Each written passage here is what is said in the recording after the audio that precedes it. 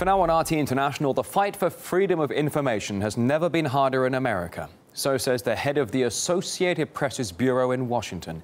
She's written an article listing the main obstacles facing those trying to report without bias.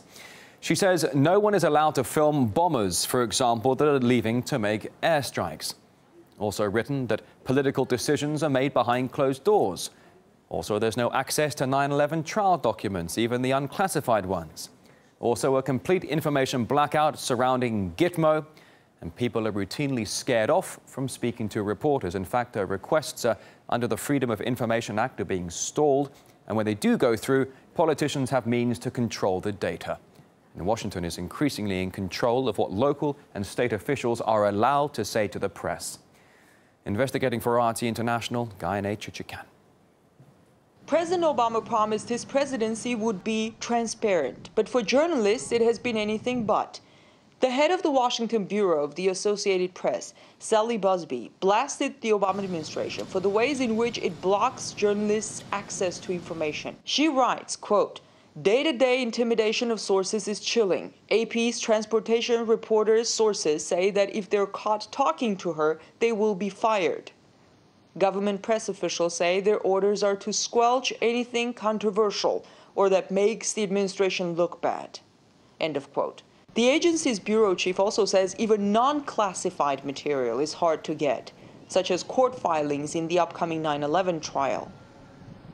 Echoing the sentiments of many, the New York Times chief Washington correspondent David Sanger called the Obama administration the most closed and control-freak government that he has ever covered. We can't get the story unless people who know the story can talk to us without fear of retaliation.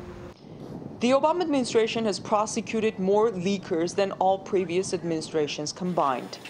Journalists have been targeted as well. Last year, the Justice Department admitted that it had secretly collected months of telephone records of reporters and editors at the Associated Press while investigating a leak. There's no doubt when the Associated Press, which is one of the most established mainstream news outlets, is complaining about harassment by government and by the White House and that journalists can't do their job, it really says something, because Associated Press usually has a lot of access.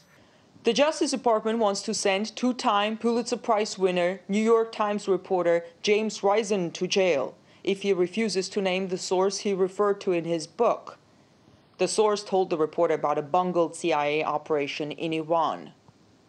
We think people like James Risen of the New York Times should be put on a pedestal.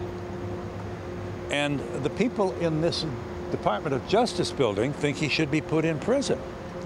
The law offers no protection for journalists who want to safeguard their sources, and the government seems to be taking full advantage.